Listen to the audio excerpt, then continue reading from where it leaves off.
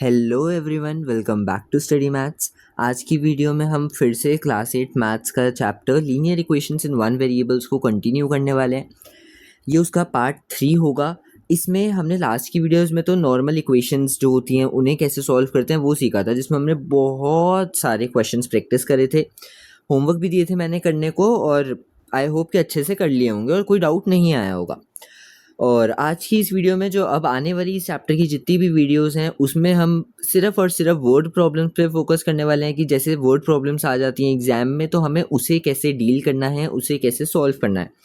क्योंकि इक्वेशन वाले में तो हमें पता है हमारे पास सामने इक्वेशन है, हमें सॉल्व करके एक्स की वैल्यू फाइंड आउट करनी है। लेकिन स्टेटमेंट वाले में क्या होता है, स्टेटमेंट वाले वर्ड प्रॉब्लम्स टाइप क्वेश्चंस में हमें खुद से इक्वेशन बनानी है एंड फिर हमें उसको सॉल्व करके फाइंड करनी है वैल्यू। तो अब आज की वीडियो में और इसके बाद जितनी भी वीडियोस होंगी, अभी मुझे भी नहीं पता इसकी मैं और कितनी वीडियोस बनाऊंगा, लेकिन मैं कोशिश करूंगा कि मैं बहुत सारे टाइप के वर्ड प्रॉब्लम्स जो है वो सॉल्व करवा सकूं ताकि आपकी ज़्यादा से ज़्यादा प्रैक्टिस हो सके। तो बिना किसी देरी के शुरू करते हैं। सबसे पहला क्वेश्चन कह रहा है the perimeter of a rectangular swimming pool is 154 metre, its length is 2 more than twice its breadth, find the length and breadth। मतलब हमारे सामने एक वर्ड प्रॉब्लम आ चुकी है। अब हमें उसे सॉल्व करके पहले तो एक इक्वेशन बनानी है, फिर इक्वेशन करके उसकी वैल्यूज फाइंड आउट करनी है। तो इक्वेशन कैसे बनेगी वो सुनो। सबसे पहले we know that perimeter is 154 metre and जो फॉर्मूला होता है रेक्टेंगल के पेरीमीटर का that is 2 into L plus B। So we have the answer as 154 metre. ये अब हमें पता है। अब मैं तो देखो डायरेक्ट लिख रहा हूँ, आपको कैसे स्टेटमेंट लिखनी है एग्जाम में वो मैं एक बार बता देता हूँ। ठीक है, सबसे पहले आप लिखोगे let length of rectangular pool is equals to x. ठीक है, नहीं हम ब्रेथ को एक्स मानेंगे पहले, क्योंकि लेंथ अलग तरीके से इसमें स्टेटमेंट में बोल रखी है। तो हम पहले लिखेंगे let breadth of rectangular pool is equals to x metre. उसके बाद जब लेंथ हमें लेट करनी होगी तो अब लेंथ में देखो यहाँ पे क्या लिखा है, लेंथ में लिखा है its length is 2 metre more का मतलब plus, then twice its breadth, twice का मतलब डबल। तो ब्रेथ थी एक्स का डबल 2x, मोर का मतलब प्लस 2, तो ये आ गई हमारे पास लेंथ। तो लेंथ आ गई 2x प्लस 2 मीटर। तो अब हमने ये चीज़ सॉल्व करके निकाल ली कि लेंथ कितनी होगी और ब्रेथ कितनी होगी। अब हम आगे इक्वेशन में डाल के इसका आंसर निकाल लेते हैं। तो फॉर्मूले में 2L की जगह हमारे पास आएगा 2x प्लस 2, ब्रेथ की जगह हमारे पास आएगा x इज इक्वल्स टू 154। अब हमें बस इसको सॉल्व करना है, दैट्स इट। अब ब्रैकेट का मतलब तो मल्टीप्लाई होता है, ये 2 मल्टीप्लाई हो रहा है, इसको मैं उधर भेज दूंगा तो ये डिवाइड हो जाएगा। तो यहाँ पे मेरे पास बचा 2x plus 2 plus x is equals to 154 divided by 2। तो ये आ गया 2x प्लस x कितना हो गया 3x plus 2 is equals to, दोनों को मैं डिवाइड करूंगा तो मेरे पास कितना आ जाएगा 77 आ जाएगा। तो ये बन जाएगा 3x plus 2 is equals to 77। अब 2 जो है वो प्लस हो रहा है, उधर जाके माइनस हो जाएगा। तो 3x is equals to 77 minus 2, 3x is equals to 75, x की वैल्यू आ जाएगी 75 डिवाइडेड बाई 3, तो x का आंसर आ जाएगा 25 मीटर्स। अब ये क्वेश्चन यहाँ पे फिनिश नहीं हुआ है, ये सिर्फ x की वैल्यू आई है। हमसे लेंथ एंड ब्रेथ फाइंड करने को बोला था। ब्रेथ तो हमारे पास x थी मतलब 25, लेंथ हमारे पास कितनी थी 2x प्लस 2 थी, तो ये हो जाएगी 2 into 25 प्लस 2। तो हमारे पास आ जाएगा 2 into 25 कितना होता है 50, 50 प्लस 2 अगर हम करेंगे तो 52 आंसर आ जाएगा। तो अब हमारे पास लेंथ भी आ गई एंड अब हमारे पास ब्रेथ भी आ गई। Okay, simple. आगे चलते हैं। जो क्वेश्चन में प्रॉब्लम आए उसको एक बार दोबारा से देख लेना, धीरे धीरे समझने की कोशिश करना, कोई उस ज़्यादा डिफ़िकल्ट नहीं है, बस पहली बार करने की प्रॉब्लम होती है। जितनी बार करोगे और खुद से क्वेश्चन सॉल्व करोगे तो सब इजी लगेगा, बहुत इजी लगेगा। हम नेक्स्ट क्वेश्चन पे चलते हैं। 2 numbers are in the ratio 5:3, 2 numbers जो हैं वो 5:3 के रेशो में दे रखे हैं। इफ़ दे डिफ़र का मतलब माइनस, डिफर का मतलब minus, by 18 what are the numbers. Okay, तो स्टार्ट करते हैं। सबसे पहले let first number is equals to और second number is equals to. अब हमने ये तो सीखा हुआ है, रेशियो में है 5:3 का मतलब 5x एंड 3x। ठीक है, अब क्वेश्चन क्या कह रहा है, अकॉर्डिंग टू क्वेश्चन वो कह रहा है डिफर, डिफर मतलब माइनस। अब बड़ा कौन सा है, 5x बड़ा है या 3x बड़ा है, तो ऑफ कोर्स 5x बड़ा है। डिफरेंस में हम माइनस कर देंगे तो ये 5x माइनस 3x हो जाएगा, इज इक्वल्स टू 18। 5x में से 3x गए, its 2x is equals to 18। x की वैल्यू आ जाएगी 18 divided by 2, x is equals to 9। अब ये x का आंसर आया, हमसे नंबर्स पूछे थे तो हम लिखेंगे कि first number is equals to 5x is equals to 5 into 9 45। Second number is equals to 3x is equals to 3 into 9 27 answer. अब हम अपने आंसर को ना चेक भी कर सकते हैं। फर्स्ट नंबर 45, सेकेंड नंबर 27, 45 और 27 का डिफरेंस 18 आ गया। वही क्वेश्चन ने बोला था कि जो डिफरेंस है वो 18 आएगा, मतलब हमारा आंसर सही है। तो अगर आप एग्जाम में ये क्वेश्चन कर रहे हो, कोई ऐसा स्टेटमेंट वाला क्वेश्चन आ गया तो आप उसकी वैल्यू से चेक भी कर सकते हो कि आपका आंसर सही है या गलत है। और अगर आपको एग्जाम में बीच एग्जाम में पता चल जाता है कि आपने कोई गलती कर दी और आपके पास टाइम बचा तो आप उसको सही भी कर सकते हो। ठीक है, ऐसे ही ऊपर वाला क्वेश्चन भी चेक हो सकता था जहाँ पे हम लेंथ की जगह 52 और ब्रेड्थ की जगह 25 लिखते और पेरीमीटर निकालते तो हमारा एग्जैक्ट आंसर 154 आ जाता। नेक्स्ट क्वेश्चन पे चलते हैं। The sum of 3 consecutive. अब क्या क्या चीज़ें ध्यान में रखने वाली है, सबसे पहले तो सम, सम मतलब ऐड। ओके, कंसेक्यूटिव का मतलब क्या होता है, क्या आपको पता है कंसेक्यूटिव क्या होता है? तो कंसेक्यूटिव का मतलब होता है एक साथ आने वाले नंबर्स, लाइक 18, 19, 20, लाइक 122, 123, 124। ये वो हैं जो कंसेक्यूटिव नंबर्स हैं जो एक साथ आ रहे हैं। अब इन्होंने सिर्फ कंसेक्यूटिव नहीं लिखा, इन्होंने कंसेक्यूटिव के साथ मल्टीपल्स लिख दिया। मल्टीपल्स का मतलब होता है टेबल, सेम टेबल में आने वाले। लाइक 8 का टेबल बोल रहे हैं तो 8, 16 और 24, या और लिखें तो 80, 88 एंड 96। ठीक है, मतलब 8 की टेबल में आते हैं और लाइन वाइज आते हैं। ऐसे 3 नंबर जिनको प्लस करके 888 आता हो। तो मतलब सबसे इम्पॉर्टेंट चीज़ इसमें ये है कि इक्वेशन बनानी है।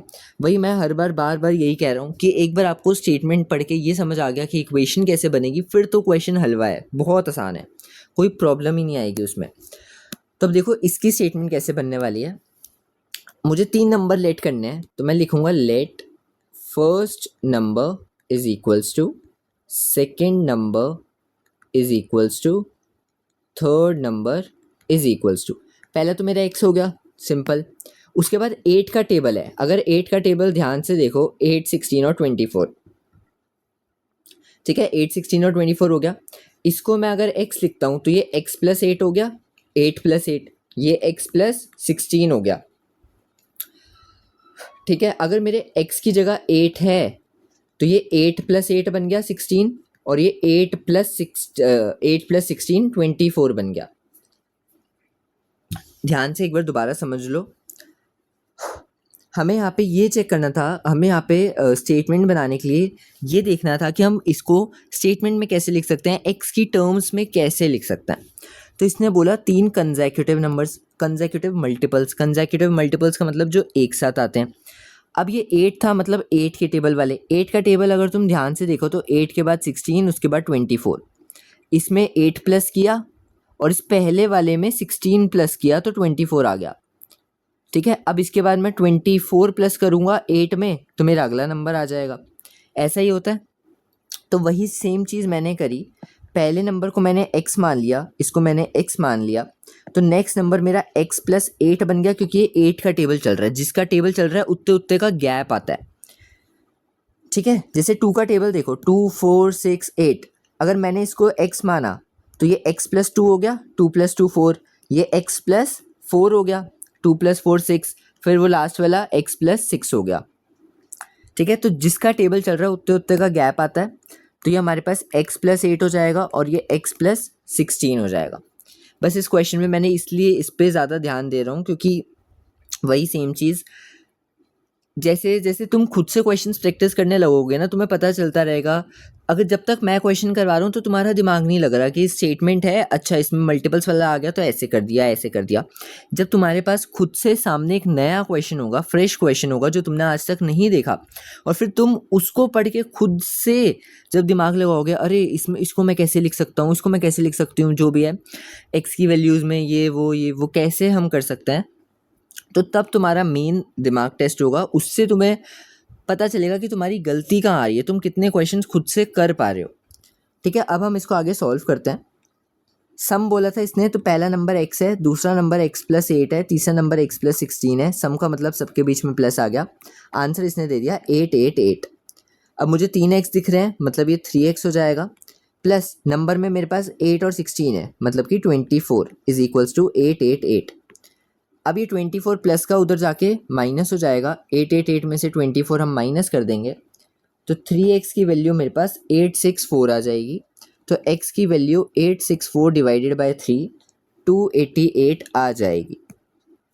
ठीक है, अब सिर्फ x पे आंसर ख़त्म नहीं होगा, फर्स्ट नंबर सेकंड नंबर और थर्ड नंबर भी हमें निकालने पड़ेंगे। पहला नंबर x था, दूसरा नंबर x+8 था, तीसरा नंबर x+16 था। x का मतलब 288, अगला नंबर 288 प्लस 8, उसके अगला नंबर 288 प्लस 16, तो प्लस करके हमारे पास अगला नंबर 296 और 304 आ जाता है। ठीक है,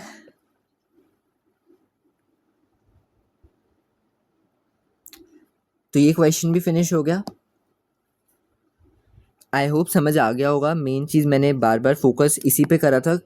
मैंने इस चीज़ पे इतना फोकस क्यों करा, मैंने 3-4 बार इस चीज़ को समझाने का ट्राई किया, क्योंकि मुझे ऐसा लगा कि अगर ये कॉन्जिक्यूटिव मल्टीपल्स का कॉन्सेप्ट नहीं समझ में आएगा ना कि वो होता क्या है एक्चुअली में और हम कैसे उसको लिख सकते हैं, तो आगे प्रॉब्लम हो सकती है। तो इसलिए मैंने इस पर ज़्यादा फोकस किया है। अगर अभी भी नहीं समझ आया तो थोड़ी देर का पॉज लेके एक बार दोबारा से इस क्वेश्चन को देख लेना धीरे धीरे करके, तब तो समझ आ जाएगा। ठीक है, अब हम नेक्स्ट क्वेश्चन पे चलते हैं। यहाँ पे है Baichung's father is 26 years younger than Baichung's grandfather and 29 years older than Bachung. Okay, the sum of the ages of all three is 135 years. What is the age of each one of them? Okay, तो सबसे पहले तो ये जो इतना बड़ा नाम दे रखा है इन्होंने, बैचुंग सा जो भी है, इसको हम कुछ और मान लेते हैं। ठीक है, इसको मैं सोनू मान लेता हूँ, ईजी रहेगा हमारे लिए। तो सबसे पहले देखो, Sonu father is 26 years younger, मतलब सोनू के जो पापा हैं वो सोनू के दादा से 26 साल छोटे हैं। ठीक है, ये चीज़ तो समझ में आ गई कि जैसे ये देखो, ये सोनू के दादा हो गए, फिर उसके बाद सोनू के पापा हो गए, और फिर ये आ गया हमारा सोनू छोटा सा। अच्छे से करते हैं, रुको। ये सोनू के दादाजी हो गए, ये सोनू के पापा हो गए, और ये सोनू हमारा खुद आ गया। सबसे पहले बोला कि सोनू के जो पापा हैं वो सोनू के दादा से 26 ईयर्स छोटे हैं, मतलब ये दोनों में 26 ईयर्स का गैप है। ओके जी।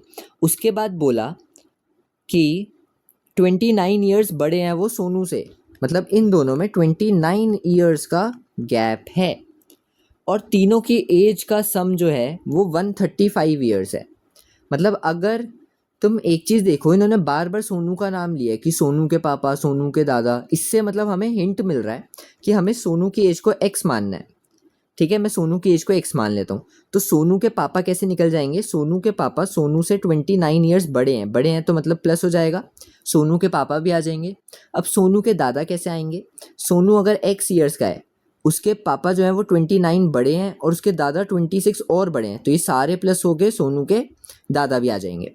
ठीक है, अगर ये मैं ओरली बोलता रहता ना तो मुझे 4 बार फिर से समझाना पड़ जाता और तुम्हें शायद फिर भी मुश्किल लगता। अब मैंने डायग्राम बना दिया तो तुम्हें इजीली समझ आ जाएगा कि हमने x कैसे लेट किया, ये 29 कैसे आया, और ये 29 और 26 दोनों क्यों आए। फिर भी एक बार लास्ट टाइम सुन लो। x तो हमने सोनू की एज लेट कर ली क्योंकि क्वेश्चन ने बार बार सोनू का हिंट दिया था। उसके पापा उससे 29 ईयर्स बड़े हैं तो ये x+29 हो गए। उसके दादा तक पहुंचने के लिए हमें सीढ़ी में पहले 29 प्लस करना पड़ा, फिर हमें दोबारा 26 प्लस करना पड़ा, तो हमारे पास आंसर आ गया। अब आगे क्वेश्चन बहुत ही आसान है, अब इसको हम जल्दी से सॉल्व कर देते हैं।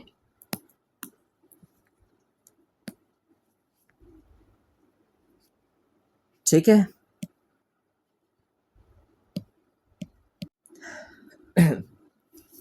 तो अब हम इसको स्टार्ट करते हैं स्टेटमेंट से। सबसे पहले लेट बैचुंग सेज, मैं बी लिख रहा हूँ, आप स्टेटमेंट पूरी लिख लेना।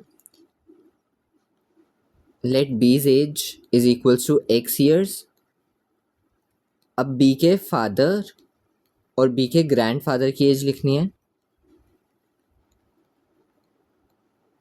तो बी के फादर हमने कितने निकाले थे, एक्स प्लस 29 ईयर्स के थे, और बी के ग्रैंडफादर हमने निकाले थे एक्स प्लस 29 प्लस 26 ईयर्स के। तो ये हो जाएगा एक्स प्लस 29 प्लस 26 कितना हो गया, 55 ईयर्स।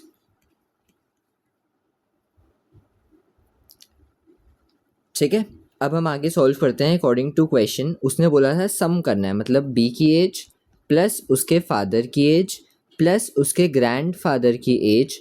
आंसर दे रखा है 135। अब हम सॉल्व कर देते हैं। एक्स एक्स एक्स 3 बार है तो 3x हो जाएगा, फिर हम इन दोनों नंबर्स को ऐड कर देंगे तो हमारे पास 84 आ जाएगा इज इक्वल्स टू 135।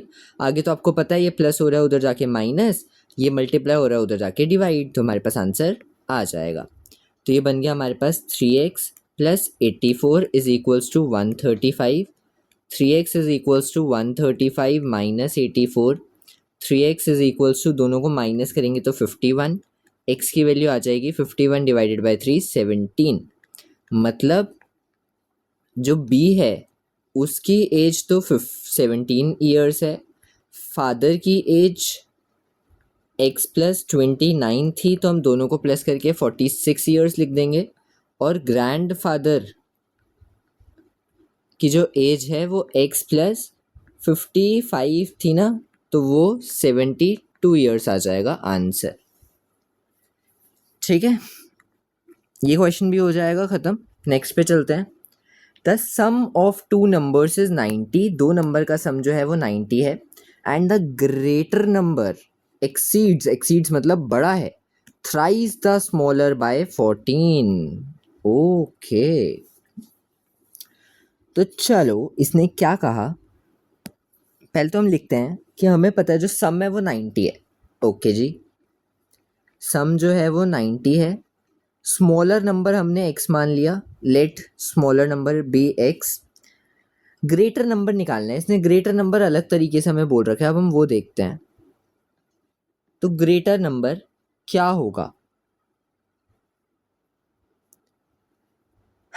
अब एक चीज़ लॉजिक से देखो, तो इसने ये जो हमें दे रखा है कि and the greater number exceeds thrice the smaller number by 14।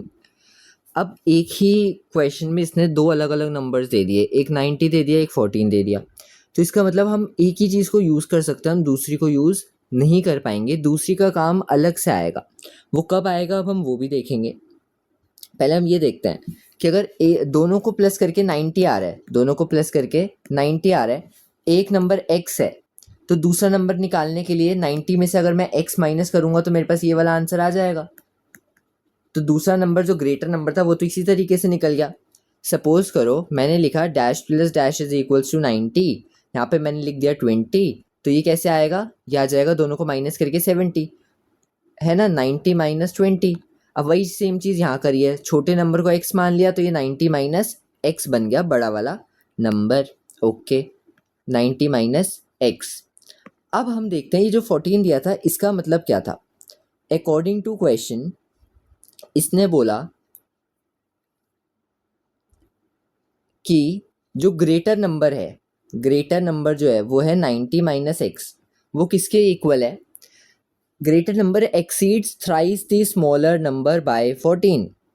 Thrice the smaller number मतलब 3x हो गया, एक्सीड्स मतलब प्लस हो गया, और 14 हो गया, मतलब ये नई इक्वेशन बनी। अब इसमें ये 14 और ये थ्राइस का काम था।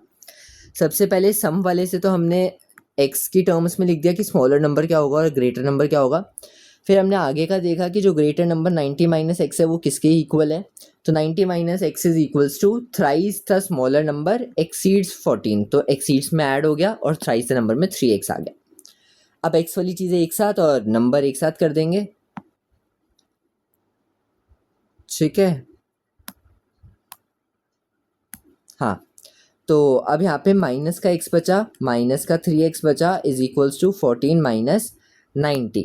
ये माइनस का x ऑलरेडी इधर था, ये प्लस का 3x इधर आके माइनस हो गया, इधर 14 बचा और ये प्लस का 90 उधर जाके माइनस का 90। x में से 3x गए, मतलब माइनस का x माइनस का 3x माइनस का 4x बन जाएगा। 14 में से 90 गए, माइनस का 76, माइनस से माइनस कैंसिल हो गया, ठीक है। तो 4x is equals to 76, x की वैल्यू आ जाएगी 76 डिवाइडेड बाय 4, x का आंसर आ गया 19। तो मतलब जो हमारे पास स्मॉलर नंबर था वो तो 19 बन गया, और जो ग्रेटर नंबर है वो हमारा 90 माइनस x था ना, तो हम 90 में से 19 को माइनस कर देंगे, 71 हमारे पास आंसर आ जाएगा, ठीक है। नेक्स्ट क्वेश्चन पे चलते हैं। Find to consecutive even integers. फिर से आ गया कंसेक्यूटिव वाला चीज़। अब इस बार मुझे उतना डीप में जाके नहीं समझाना पड़ेगा क्योंकि मैंने पहले बहुत अच्छे से समझाया, अब आपको और क्लियर हो जाएगा। सेम टाइप का आ गया ना कंसेक्यूटिव वाला, तो थोड़ी क्लैरिटी आएगी माइंड में। Find to consecutive even integers such that के बाद का बाद में देखते हैं, पहले कंसेक्यूटिव से हम स्टेटमेंट सोचते हैं कि कैसे बनेगा। दो का मतलब हमें दो ही नंबर चाहिए, ओके। इवन का मतलब 2 के बाद 4 हो गया, कंसेक्यूटिव है मतलब एक साथ आते हैं, और इवन है एक साथ। जैसे कंसेक्यूटिव तो 2 और 3 होता है, लेकिन इसने बोला इवन होने चाहिए, तो हम 3 नहीं लेंगे, हम अगला नंबर 4 लेंगे। तो जैसे 2 और 4 हो गया, जैसे 18 और 20 हो गया, ये कंसेक्यूटिव नंबर्स हो गए। अब अगर मैंने पहले वाले को x माना तो दूसरा x प्लस कितना बनेगा 2, 18 में 2 प्लस किया तो 20। कोई भी बड़े से बड़ा नंबर ले लो, जैसे 98 और 100 को ले लो, अगर मैंने इसको x माना तो ये फिर से x प्लस 2 बन जाएगा। तो पहला काम तो हमारा हो गया, वो हम लिख देते हैं, let the numbers equal x and x plus 2, दोनों नंबर्स मेरे आ चुके हैं।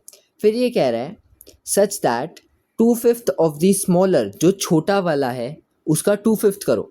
छोटा क्या होगा, x होगा या x प्लस 2 होगा, ऑब्वियसली x छोटा होगा। तो जो छोटा वाला है उसका 2/5 करो, मैंने 2/5 कर दिया छोटे वाले का। इक्वल एक्सीड्स बोला, एक्सीड्स मतलब प्लस का साइन तो आएगा ही आएगा, ठीक है। इसको थोड़ा आगे लिखते हैं, 2/11 ऑफ द लार्जर, ये लार्जर था x प्लस 2, इसका 2/11 करना है, 2/11 भी कर दिया। एक्सीड्स बाय 4, तो यहाँ पे 4 आ गया, ठीक है। एक्सीड्स का प्लस आ गया और 4 का 4 आ गया। तो ये तो नॉर्मल सा था। पहले हमने ये निकाल लिया कि x और x प्लस 2 कैसे आया, फिर इसने 2/5 बोला तो मैंने वो लिख दिया। फिर इसने दूसरे का क्या बोला कि जो बड़ा वाला है उसका 2/11 करो और एक्सीड्स बाय 4 का मतलब +4 कर दो। अब आगे तो इक्वेशन बन गई, अब बस सॉल्व करने वाला काम है। ये हो जाएगा 2/5x इज इक्वल्स टू, या तो हम इसका सीधा एलसीएम ले लेते हैं ना, ठीक है। इसका हम डायरेक्ट एलसीएम लेके सॉल्व करते हैं, हमारा कैलकुलेशन ईजी हो जाएगी। तो हम एलसीएम लेते हैं ऑफ 5 एंड 11, तो 5 और 11 का एलसीएम 55 आ जाएगा। अब इसको 5 को 55 बनाने के लिए 11 से मल्टीप्लाई, तो 11 टू ये 22x बन जाएगा।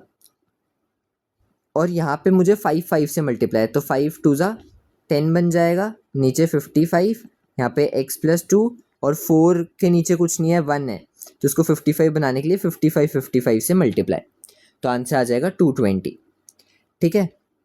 इतना करते हैं, यहाँ पे हमारे पास आया 22x, यहाँ पे आया 10, यहाँ पे आया x प्लस 2, यहाँ पे आया प्लस का 220। अगर आपने लास्ट वीडियोस देखी हो तो उसमें हमने सीखा था कि हमने एलसीएम अलग अलग लिए, मतलब ये एक जो था लेफ्ट हैंड साइड था, एक राइट हैंड साइड था, तो दोनों का एलसीएम मैंने लिया तो दोनों डिनोमिनेटर कैंसिल हो जाएंगे, ठीक है। लास्ट वीडियो में देखा था। नहीं तो अगर मैं ऐसे 55 भी लिखता तो पूरे के नीचे 55 वो आपस में कैंसिल हो जाता।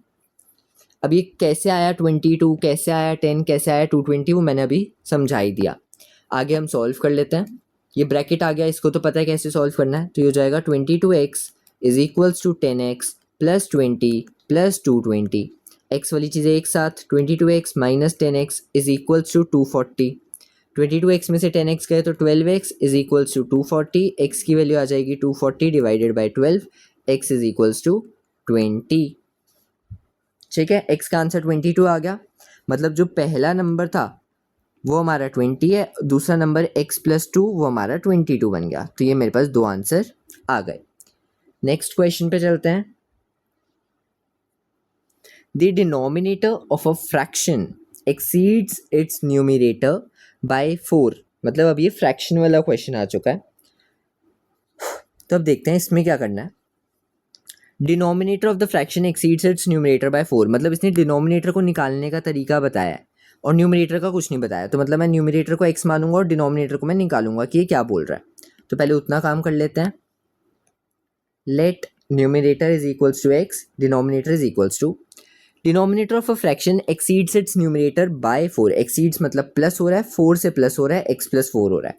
पहली चीज़ खत्म। ओके, मतलब यहाँ से लेकर यहाँ तक का मेरा क्वेश्चन फिनिश हो गया। वेरी नाइस, आगे पढ़ते हैं।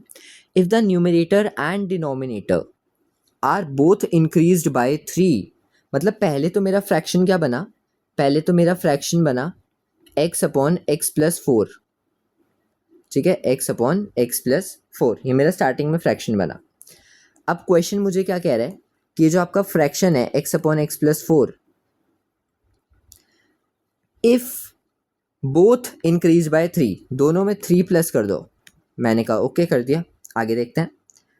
मतलब अब यहाँ से यहाँ तक भी हो गया। द न्यू फ्रैक्शन बिकम्स 4/5, जो इसका आंसर आएगा वो 4/5 बन जाएगा। अब कह रहा है ओरिजिनल फ्रैक्शन निकालो, मतलब सॉल्व करके वैल्यू निकालो। तो ये इसको थोड़ा सिंप्लीफाई कर लेते हैं। ये बन जाएगा x+3/x+7 इज इक्वल्स टू 4/5। अब इस टाइप के क्वेश्चन भी देखे थे, क्रॉस मल्टीप्लाई करके सॉल्व करने पड़ेंगे। यहाँ पे x+3 ऑलरेडी है, 5 एक्स्ट्रा आ गया। यहाँ पे x+7 और 4 एक्स्ट्रा आ गया। फिर ब्रैकेट को ऐसे सॉल्व करना है, 5x + 15, 4x + 28, x वाली चीज़ें एक साथ, 5x में से 4x गए, 28 में से 15 गए, यहाँ पे आ गया x और यहाँ पे आ गया 13, मतलब x का आंसर तो हो गया हमारे पास 13। ठीक है, तो ओरिजिनल फ्रैक्शन हमारे पास क्या था, इसने बोला ओरिजिनल फ्रैक्शन का आंसर बताओ। Original fraction is equals to x/x plus, क्या था ओरिजिनल फ्रैक्शन में, यहाँ तक था ना ओरिजिनल, x+4 था। ये रहा ओरिजिनल हमारा x/x+4। तो x का आंसर मेरा कितना आया था, x इज इक्वल्स टू 13 आया था। तो नीचे 13 + 4 17 मेरे पास आंसर आ जाता है। तो आज की इस वीडियो में हम इतना ही रखेंगे। मैं यही चाहूँगा कि अगर ये वीडियो पसंद आई है तो मुझे एक बार कमेंट करके बता देना, मुझे पता चल जाएगा कि आप लोगों को समझ आ गई है। जो भी मैंने क्वेश्चंस कराए, वर्ड प्रॉब्लम्स थे, आप लोगों को समझ आ गए हैं। ठीक है, और नेक्स्ट वीडियोस में हम और बहुत सारे वर्ड प्रॉब्लम्स करने वाले हैं। अभी 1-2 पार्ट्स और आ सकते हैं जिसमें हम वर्ड प्रॉब्लम्स ही करेंगे, ज़्यादा से ज़्यादा वर्ड प्रॉब्लम करने का ट्राई करेंगे। और जितने जिस टाइप के मैंने आज करवाए ना, उतने आपकी बुक में जितने भी उस टाइप के क्वेश्चन आप ट्राई करना, आप उसको खुद से सॉल्व करो। जितना खुद से सॉल्व करोगे उतना आपका कॉन्फिडेंस बढ़ेगा एंड आपके लिए वो अच्छा होगा। तो इस वीडियो के लिए इतना ही, मिलते हैं अगली वीडियो के लिए, तब तक के लिए गुड बाय।